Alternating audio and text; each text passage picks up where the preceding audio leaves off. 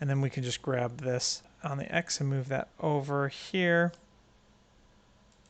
There we go. So now we have a 5-minute counter starting at 4:59:59 with minutes, seconds, milliseconds. Welcome to Blender Frenzy. I am Justin, and I am going to recreate something that I just did recently. I recently turned 40, in which I did a countdown at a live stream showing you how to make a countdown in Blender, and then we used that to count down to my turnover of my birthday. You can check it out on my channel, but it was a little bit messy because it was kind of my first or second time live streaming and a lot to pay attention to, and I was a little nervous. So I want to clean it up here, show you how it's done. We're going to create a little timer using geometry nodes. So let's select our cube here, and I'm going to just name our cube timer because that's what that's going to be, and I'm going to delete the light because we don't need that. And then with our cube selected, let's go to geometry nodes and then click new. If you come to your modifiers tab, it's actually a modifier on your cube. You can also go to your cube in the modifiers tab and add modifier geometry nodes there.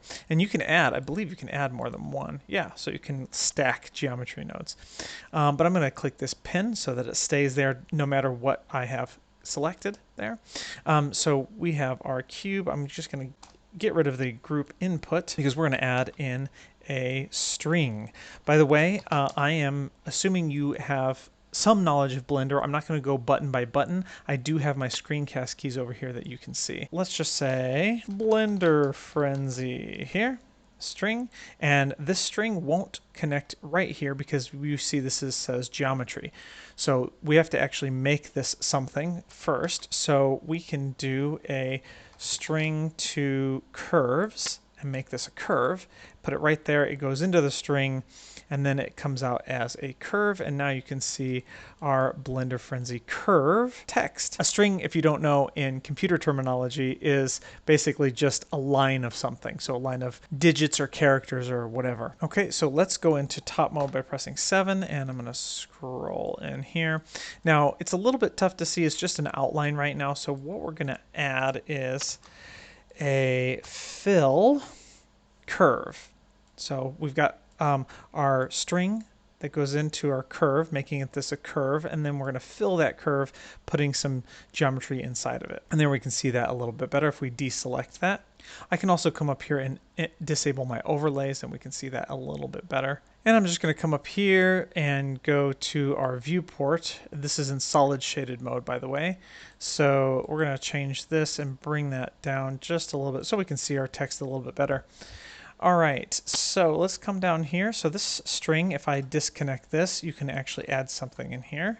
Justin, like that. Basically, it just acts the same way, but you can actually just plug in a string, and then that's going to replace whatever is plugged in here. Something else that's really cool, just as a side thing here, is if we add replace string, you can actually plug in the string and then you can find something and replace it.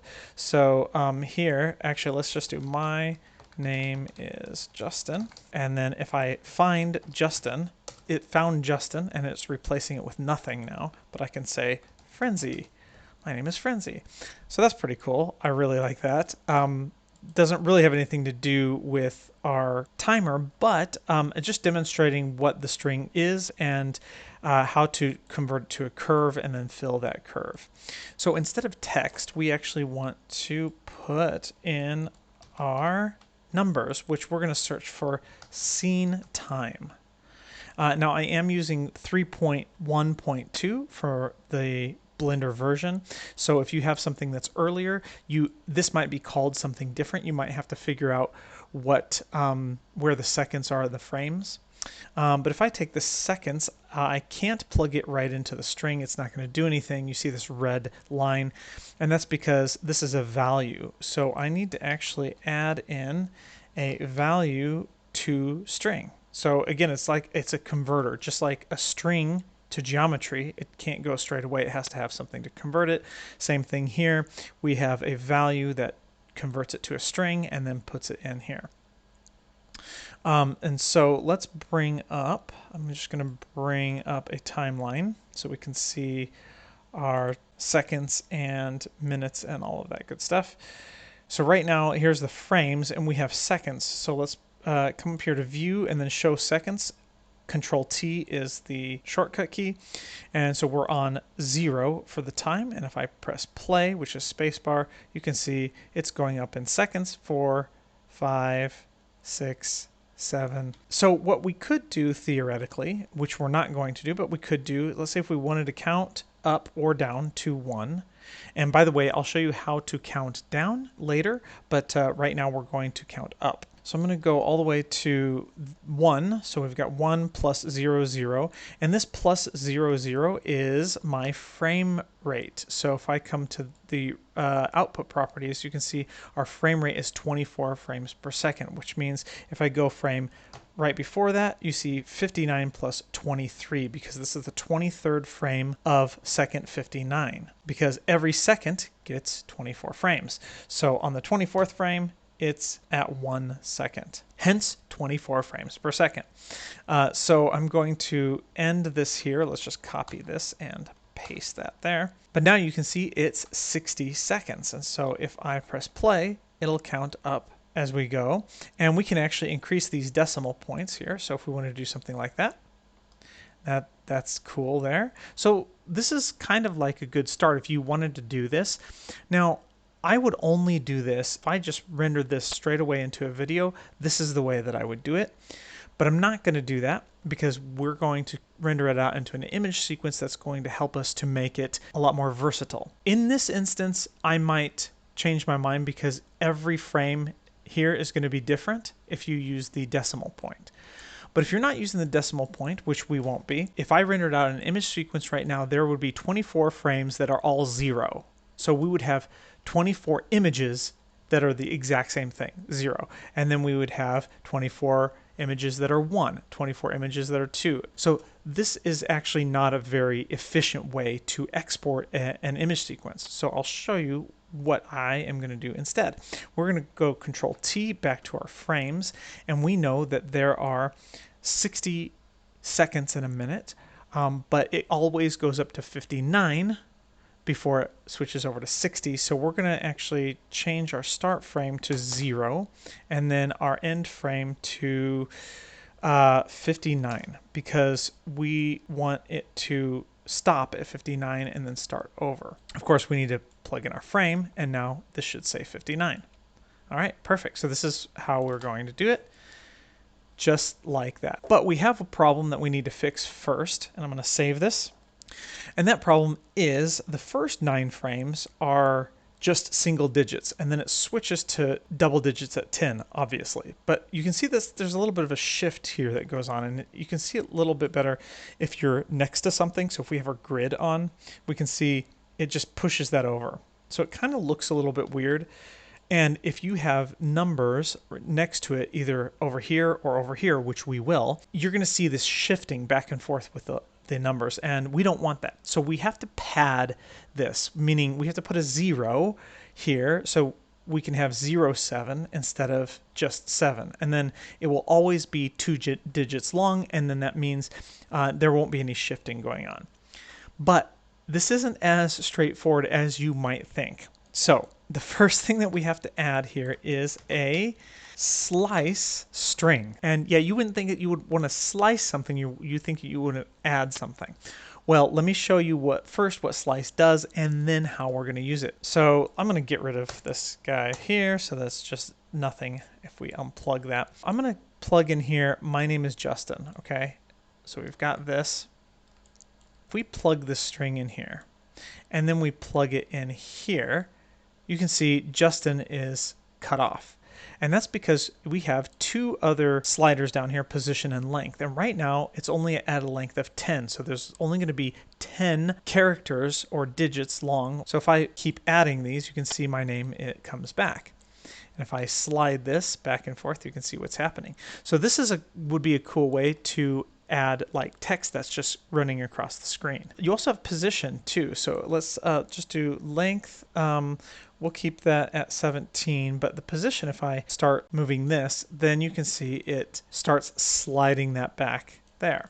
So now you can start to see why it's called slice. Just go to the position of where Justin starts, and then I only need 6 characters because that's how many characters are my name.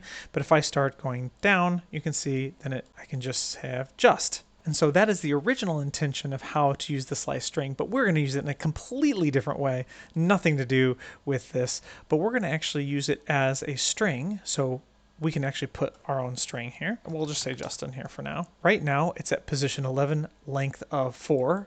So we want a length of 6 because my name has 6 characters, and we want a 0 position. And now we can see we have that there. But now what we can do is take this, and if I add a join strings, and then we plug these both in here together, you can see we have them combined. And we can add a delimiter, so if I press a space, it'll have a space between those, which is pretty cool. Like, you can do a lot of really cool things with this. Now, we don't want this to say Justin, of course, and we don't want that space in there. That can also be, you know, like a dash or an underscore or whatever. But we want Justin to be not Justin, but we want it to be 0.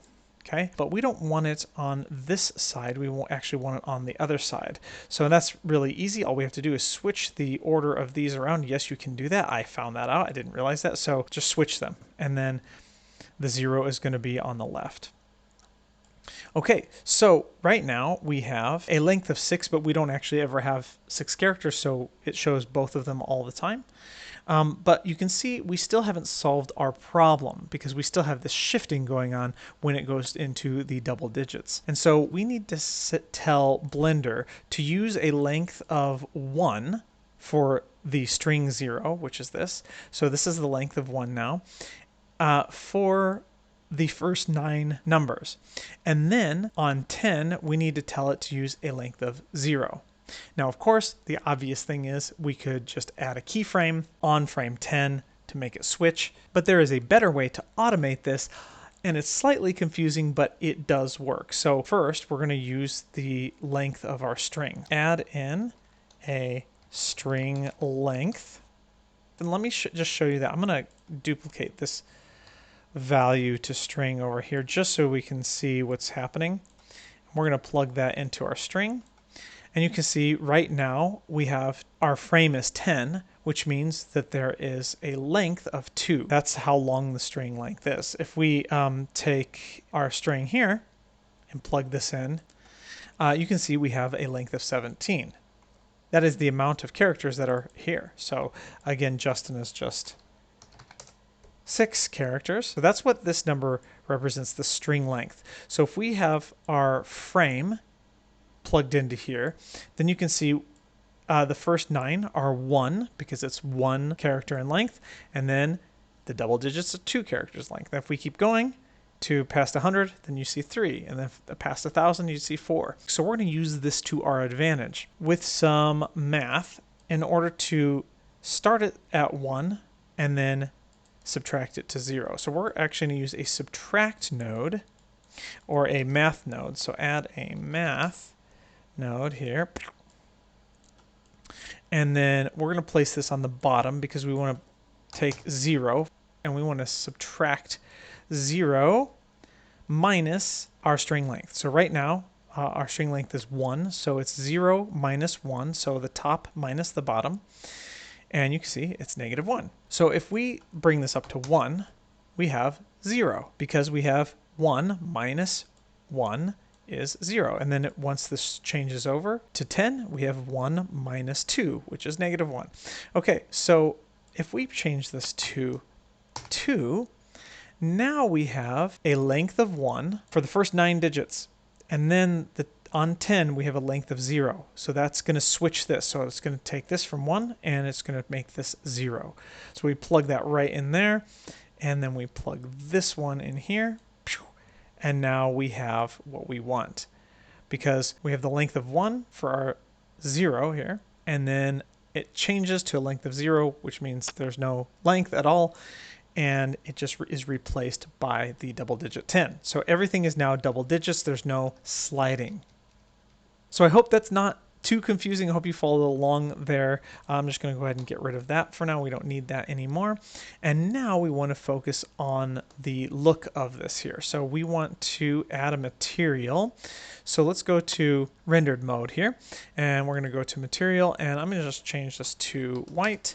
And then we're going to change the principal BSDF to an emission. Right now we can't see anything because we need to add a set material right here for our geometry nodes, and then we choose our white material. Now we can see that just fine.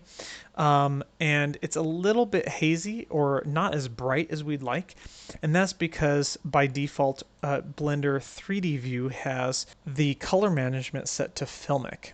So we just want to change that to standard, and now we can see the standard color, which this should be RGB white. And then the next thing I want to do is go to film and click transparent. So we have a transparent background. We can also hide the overlays. Okay, so we are almost ready to render. We just got to position our camera. So I'm just going to, in top mode, I'm going to position this as best as I can, and then we're going to come up to view, align view, and then align active camera to view, which is also Control Alt and then 0 on the numpad. Now I want to make my camera, let's see, my output, I want to make this square, and I'm going to do a 512 by 512. It doesn't even need to be that big because we're just doing two numbers. In fact, maybe I'll do a 256 by 256. I think that's fine. And then I'm going to go into my camera. Let's select the camera, go to the properties here, and change perspective to orthographic. This just means a flat two-dimensional image, and we can play with our orthographic scale here. And what we want to do is make sure everything fits during the count. And I found that the best number to test that on is 47, because number 4 at the edge and the number 7, they have points that kind of go all the way to the edges. And so if we can select our camera and kind of just grab that and move that around to center, that we can kind of see that here. And then we can also maybe pull that in. You can press Shift to go a little bit slower on that slider. Oh yeah, we want 47. Okay, yeah, something like this. So just make sure that all of the numbers fit here, just like this. Okay, let's save it. Now it's time to render. Let's go to our rendering tab, and we can just press F12, and we are on 40, which it should be frame 40 here. So hover down here, press home, and then we can just test. So this is frame 18. F12 to render, and this is 18. 24, F12, 24. Okay, and I'm just going to do this for a couple more just to make sure that we have everything right. All right, looks good to me. So let's go to output properties here, and everything up here looks good. Let's come down to here, and I'm just going to open up a directory, make my own, call this IMSQ. I'm going to make another directory in here called IMSQ timer 1, and then I'm going to call this timer 1, and then underscore, enter, enter. The last underscore is so that we can separate the numbers that will be automatically added on as frame numbers. I'm going to keep file extensions checked. PNG, RGBA for A for the alpha. That's important if you want it to be an overlay. Everything else looks good. Let's go to post-processing. I'm going to uncheck compositing and sequencer because we actually don't need those. Now it didn't default to that because we don't have anything in our sequencer, but just in case, we'll just make sure those are deselected. Let's actually make sure that these are going to render properly still. 35. Okay, yeah. We are ready. So I'm just going to Control F12. You can also come up here to render. Here's your render single image and render animation. Control F12. I'm just going to do that. And it just flies through. And what it's doing is it's creating one number per frame. And this is going to save you so much space when it comes to rendering out an image sequence. Because remember how I said in the 24 frames per second, if we were just doing it based on the seconds, we would have 24 number ones, 24 number twos, 24 number threes. And we get a lot more images than we need. Okay, so this is good. I'm going to name this Geo Nodes for our scene, and then I'm going to create a copy settings here for our scene and name this VSE for our video sequence editor, which we are going to add by going up to here and selecting video editing, video editing. I'm just going to collapse this and hover my mouse over here, press home, and scroll out just a little bit. Change this back to 1920 by 1080. Okay, like that. And actually, this is going to be too big. Let's do divided by 3 and divided by 3. 640 by 360. That's fine. Let's go back to the beginning, and then we're going to add in our image sequence. Navigate to your sequence where you saved it.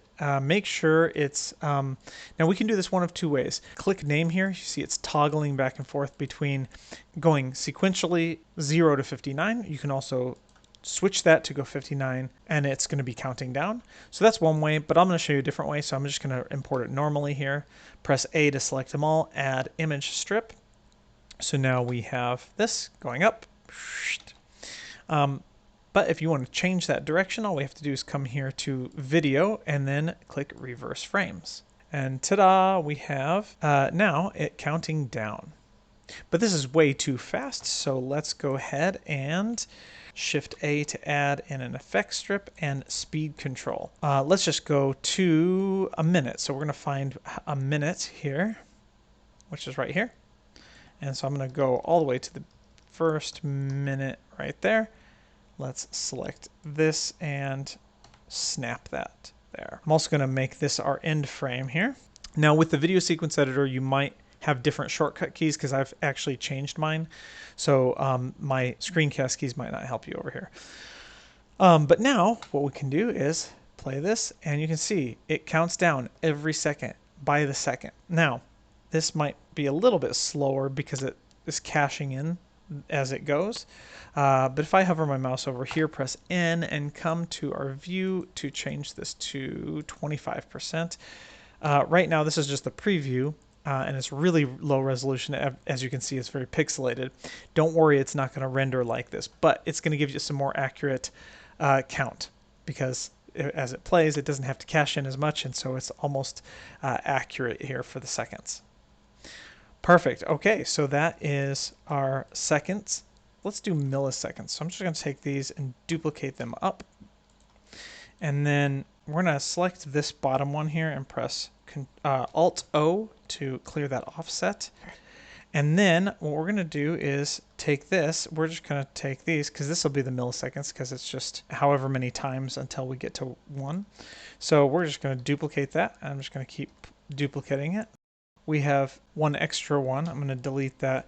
How many of these do we have? We've got 1, 24. Right, okay, that makes sense because we've got 24 frames per second, and so each of these is a millisecond. Okay, we've got it. So we've got, let's just hide these down here.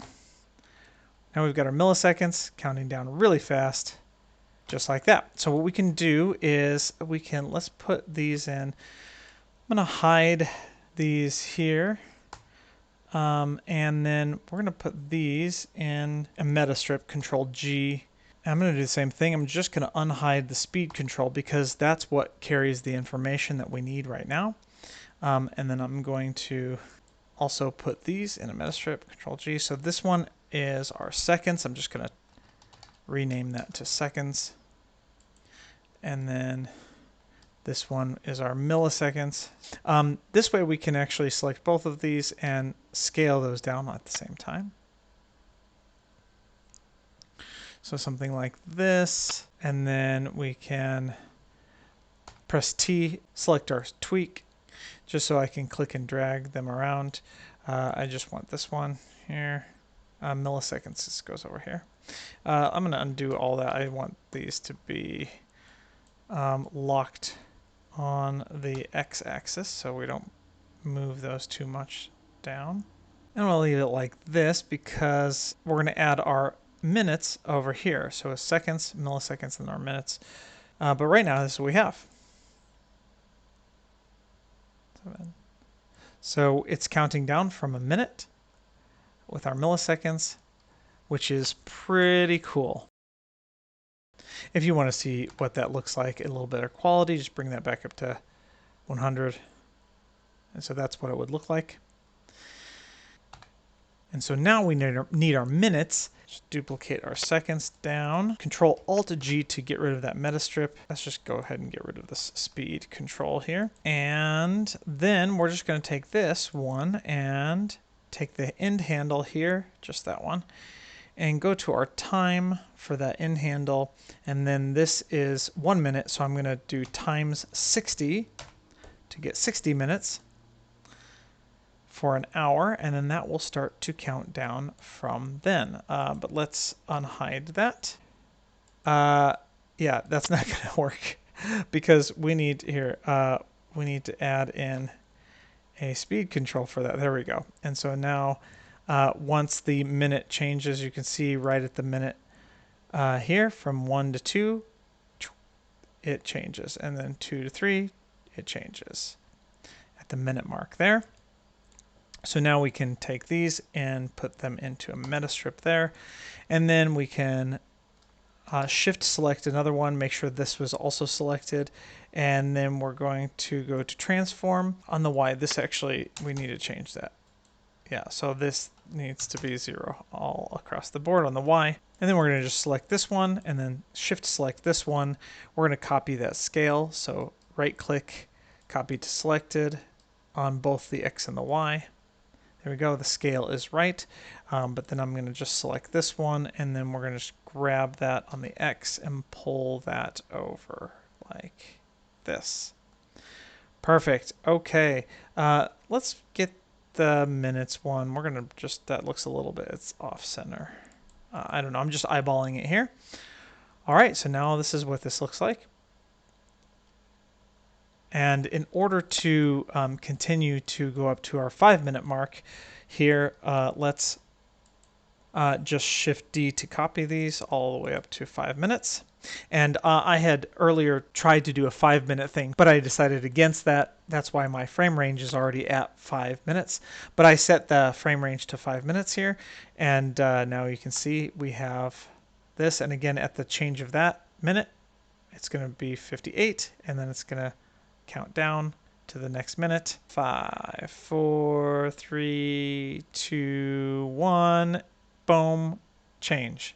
Yes. So this is just like a countdown timer.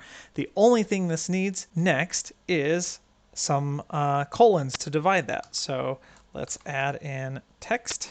Bring that up. Let's just change the size of that. So duration, I'm just going to crank that up. That way I can grab these here. We're just going to snap those to the ends. And you can actually enable snapping like this, or press Control as you're dragging these. You can Control to snap to like points of interest there. So that makes it really easy to navigate. And then this is going to be, if we scroll up here, this text is just going to be a colon. But that's tiny, so we have to make that a little bit bigger here. Let's see, 140. Let's do 150. That looks good to me there. And then just grab on the X and we'll put that here. And then we're going to duplicate this up and grab on the X and move that here. And we might want to adjust these a little bit more. And we can tweak that a little bit more, but I don't think that's necessary. So we have our countdown timer starting at an hour counting down. So if we wanted to render out a whole hour, we could do that. But I just want 5 minutes. So I think, this is what I tried to do earlier, but it didn't really work.